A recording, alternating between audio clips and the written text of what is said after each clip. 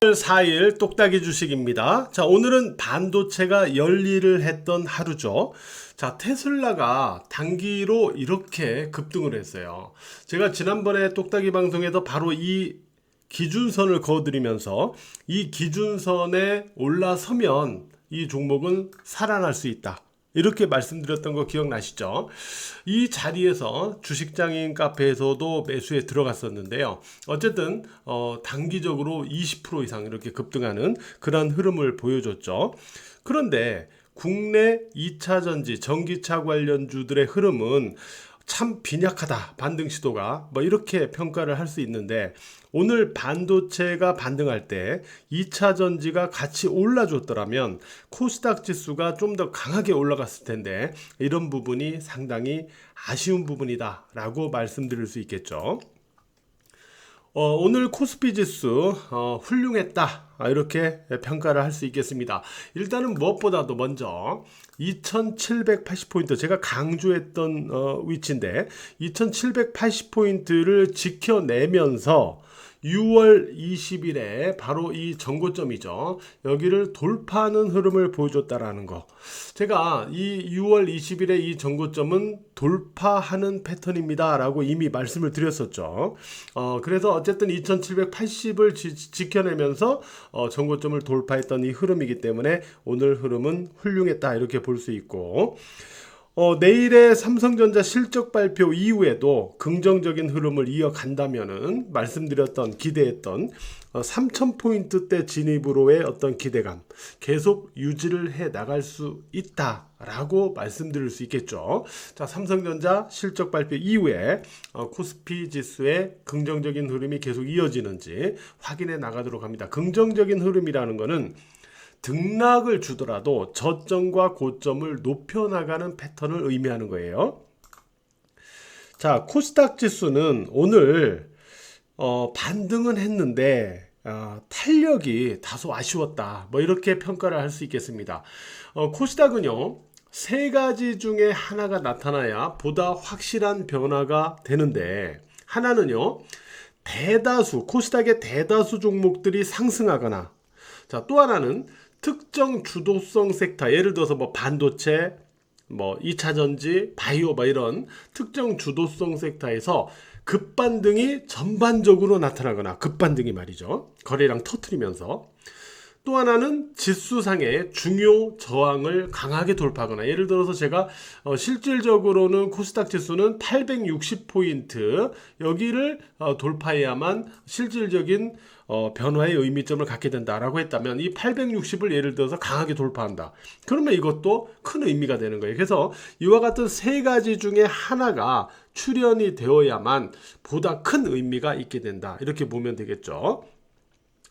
아직까지는 이 세 가지 중에 한 가지가 출현됐다라고 볼 수는 없어요. 다만 오늘 말이죠, 이 중요하다고 말씀드렸던 830포인트 이 지지를 일단 지켜내면서 5일 이동평균선을 다시 자, 여기에 이어서 다시 회복 시도를 했다라는 거, 이 부분에 일단 작은 의미는 가질 수 있겠다, 이렇게 말씀드릴 수 있겠습니다. 오늘 코스닥도 반도체가 작지만은 반등을 이끌었다라고 봐야 되겠죠. 일단 코스닥 지수는 어쨌든 세 가지 중에 한 가지가 출현되는 타이밍을 계속 기다리면서 후속적인 흐름을 확인해 간다, 이렇게 말씀드리고, 아직은 코스피 우위의 흐름이기 때문에 코스닥은 선별적인 매매 전략이 아직은 낫지 않는가, 일단 이렇게 생각이 됩니다. 어떤 큰 변화가 나타날 때까지는요. 오늘 종목별 움직임을 보면요, 반도체에서는 많이 올랐던 SK 하이닉스 그리고 한미 반도체, 이런 종목들은 매도가 나오면서, 매물이 나오면서 빠졌어요. 그죠?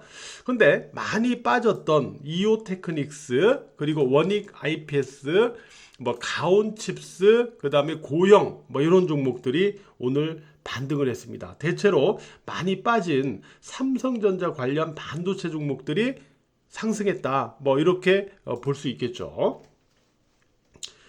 많이 오른 종목을 팔고 많이 내린 종목을 사는 이러한 수급상의 변화로 시세축의 변화가 유지되는지, 이것도 계속 우리가 후속적으로 확인을 해야 됩니다. 자, 오늘 삼성전자가 양호한 상승으로 지수 상승을 견인했는데 말이죠. 일단 삼성전자가 내일 실적 발표잖아요. 내일 실적 발표 이후에 어떤 흐름을 보이는가가 시장 전반에 있어서도 중요하겠다, 이렇게 말씀드릴 수 있죠. 삼성전자는 81,500원이 중요 기준선이라는 건 이미 말씀을 계속 누누이 드려왔고요.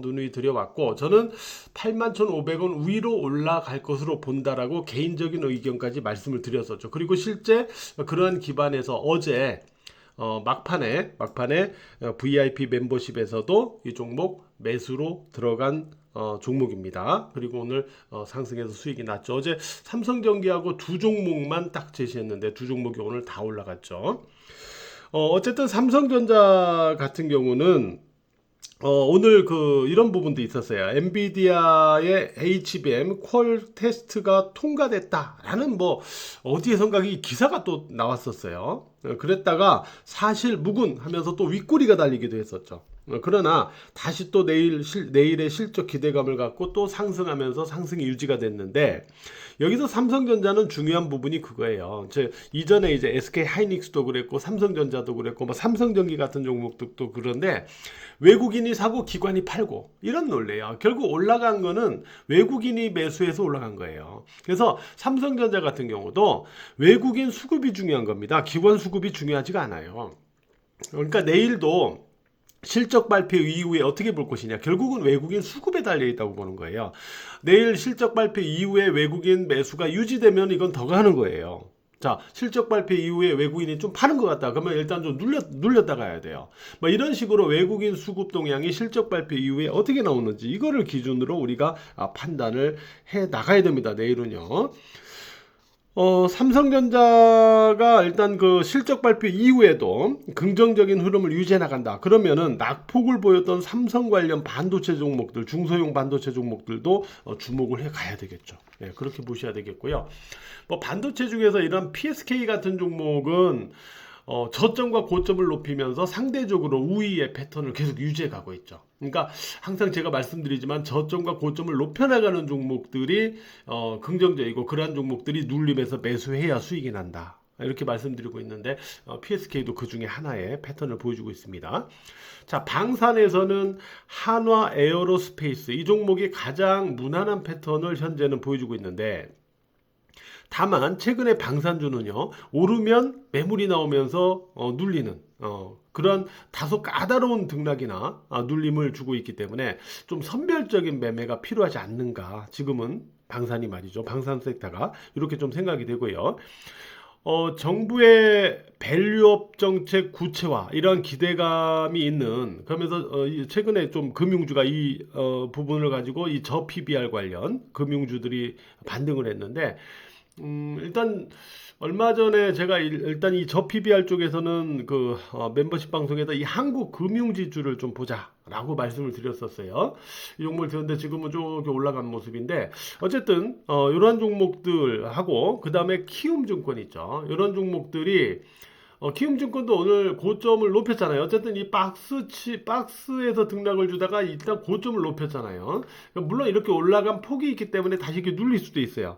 그러나 고점을 높인 종목은 눌릴 때 큰 문제만 없다면 다시 또 이 눌림에서 오히려 기회를 봐야 된다, 이렇게 볼 수 있기 때문에 저 PBR은 한국금융주나 키움증권 이런 종목들의 패턴이 좀 최근에 좀 무난하게 형성되고 있지 않느냐, 이렇게 생각이 됩니다.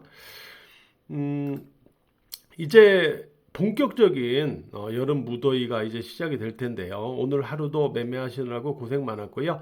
일단 최근에 멤버십 방송은 똑딱이 가족, 똑딱이 VIP 이렇게 두 번의 방송이 진행이 되고 있고, 그 내용과 진행되는 시간대 이렇게 올려드렸으니까 참고를 하시기 바랍니다.